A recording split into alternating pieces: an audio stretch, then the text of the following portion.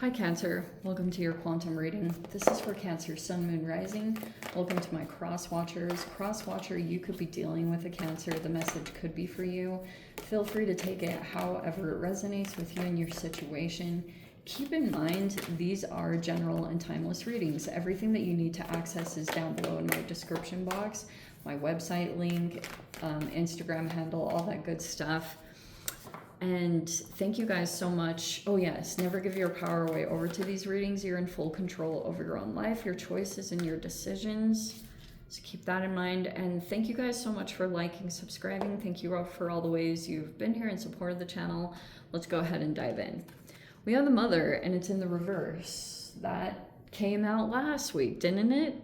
It was just in a titch of a different situation or position. That card came out last week though, so we kind of have a bit of an ongoing thing here. I've got a feminine here that is struggling being a mother, maybe doesn't want to be a mother or became a mother for the wrong reasons. There's just something here about some of these shadow aspects could be coming out through nurturing in some way, like whatever it is. We will definitely get into the details of it, but we have the stone here, which is kind of a perfect combination because it's kind of like gray rocking the situation, or, you know, like trying to take a non-reactive approach to dealing with this person or situation, to not allow this person to be triggering in any way. So we've got the Self as far as, oh, this is amazing. This is like not being pulled into temptation, keeps alignment with self. Holy crap, that's amazing. This is super good. There's a person, like a high value person, that's not being tempted in any way. The Destroyer, the Shapeshifter, the Heart. Yeah, basically that's what it is. What an interesting combination.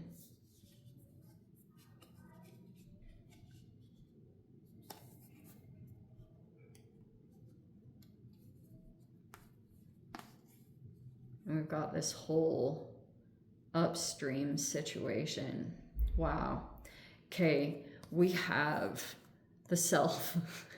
This is like the crazy way of, like, I guess the aspects that are coming out from Shining. It's in the environment. Seriously, because that's kind of how I do these. So this could be talking about goal accomplishment or literal environment. Like maybe someone lives in the mountains, close to the mountains, or there's like mountains somewhere in someone's environment. It could be another indicator that this reading is for you or talking about your situation. So we have the Six of Pentacles right in the center, and we have the Knight of Swords. There's a connection here, and there's a person that's avoiding a particular topic, but it was some kind of issue in the past. Like someone won't approach it or talk directly about it. We have the Eight of Swords, but they're thinking about it constantly. This is someone that you dealt with. I do want to say that. There's technically your card. Which one should I put as you? I always say that's my Cancer card. We have the Moon. It's in the reverse.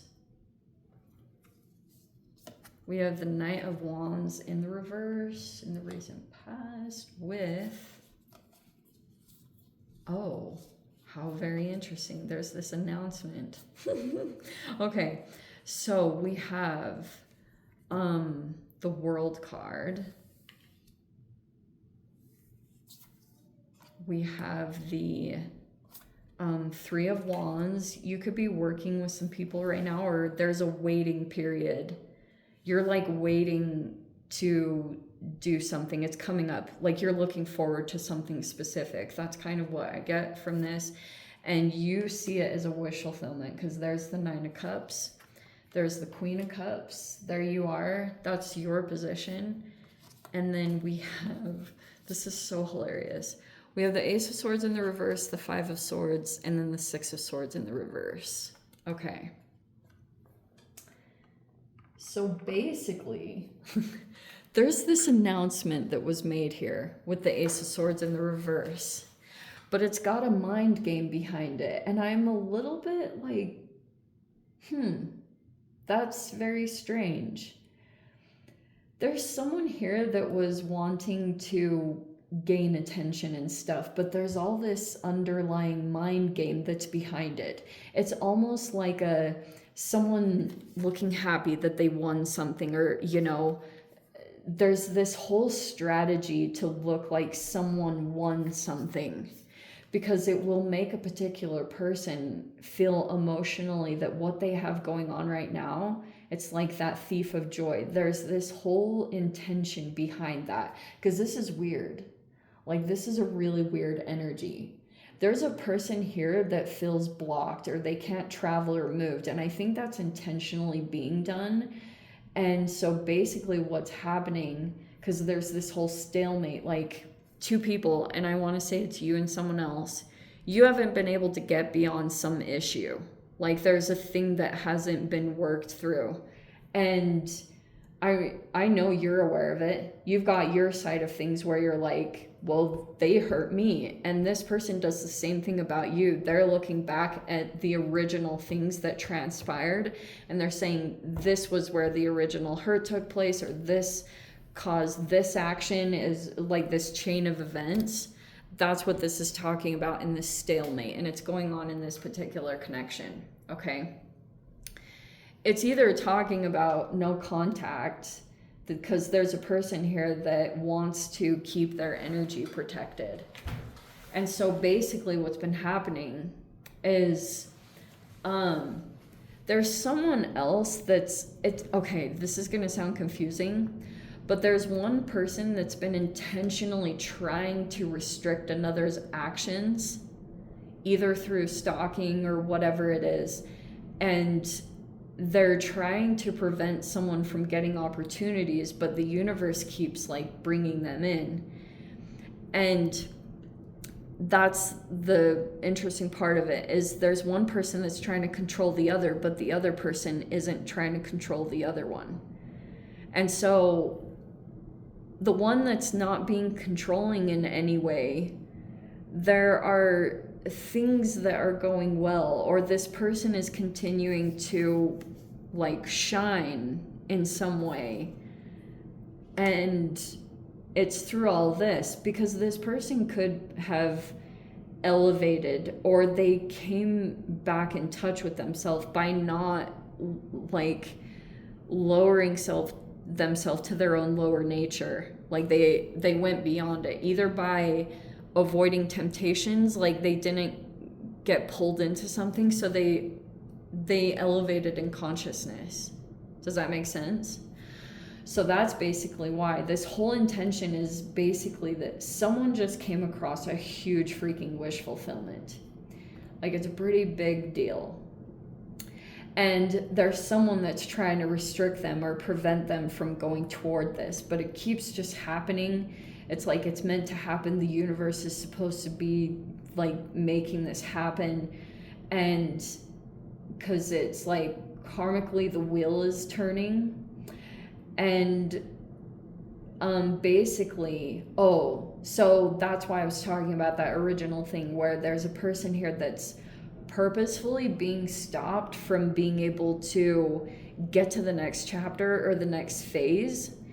And they keep setting up this manipulation where they give someone else, there's a manipulative person that is restricting someone, and then they make sure that that person sees someone else in their environment getting a huge wish and actually receiving it, and that it's supposed to cause all this internal conflict. Like, it's supposed to make someone basically dull down and decrease their energy or their vibration.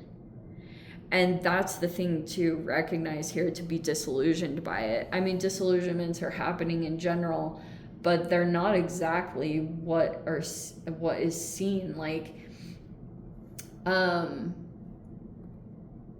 Like, especially during Neptune retrograde, there were these disillusionments that were happening. And people were going through it internally, like seeing themselves accurately or seeing other people, whatever it was. There was just all this clarity that was coming about during that time. Everyone went through it at some level or some degree. And so that's kind of the thing that's been happening. Like, that oppositional energy has been happening for you guys specifically for quite a long time. You've been in some kind of square. Like, it's happening periodically, so sometimes there are downtimes, but then occasionally there's just like a stalemate that you continue to go back and circle around to within particular connections. And always during the retrogrades will start to influence it in particular directions. So like, let's say that you like go through some type of internal growth through self-understanding, self-accountability, whatever contribution you have to it, and looking at yourself clearly for whatever it was. Everyone has to do that. It's nothing negative. But when that happens, then that's where I feel like stalemates make a very subtle but very real shift. And then I believe that even affects law of attraction. This could even be interpreted as law of attraction, where things come forward and come into your reality, because certain things will reflect. Oh, it's super trippy. During the retrograde, they always say that, especially if there's multiple retrogrades, like there's been 4 planets in retrograde, but Mercury went direct. And during that time, it almost feels like a weird travel back in time. You can go back to situations and reapproach things if there's either unfinished business or you need to see things clearly. And that's sometimes where the disillusionments take place, because you go back in. And the tricky part is that you have to handle it with all the elevated higher self attributes, grace, dignity, compassion, all those things. If you're able to move through it, through that lens, through the challenges, even though it doesn't take away the fact that someone has or is doing something manipulative or something, whatever it is. There's a siren, though. There is a siren in here. Like someone that is,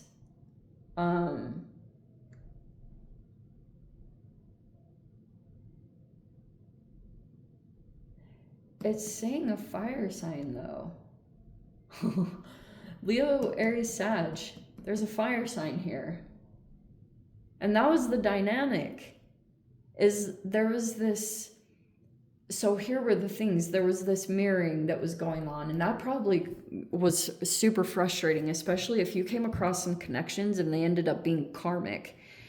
That's why that is not a term you should throw around loosely, because genuinely what happens is, holy crap, like we go through these cycles, okay? I'm totally going to get on this tangent because like people will come in, and if you get really closely connected to them, they'll start mirroring your subconscious from previous chapters. I know I touched on this briefly, but sometimes if you go back in and you deal with a parent, you can get sucked back into old cycles, especially if the parent isn't evolving.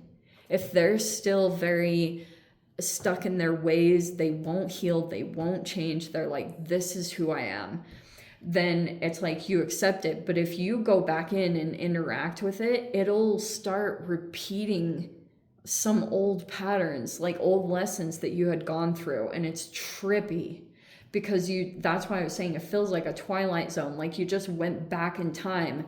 And then either you're going to have a lot of people start reaching out from your actual past, or the even trippier thing is you can even interact with new people in the old, and they start like reflecting all the old emotional stuff that you went through. That's why you stay no contact. That's why you move forward and you don't look back. If you look back, holy freaking lessons, it's terrible. Seriously.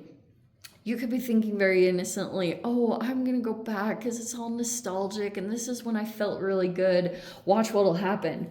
Because you'll have this moment of feeling really freaking good. Like, oh man, all these emotions filled up. And then boom, all this, it's like got a side dish of something here.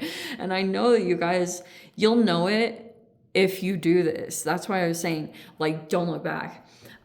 You just don't. But sometimes if you're in karma, you just got to play it out. The only way out is through. But that's why I was saying your best way of getting out of it is those elevated ways of being.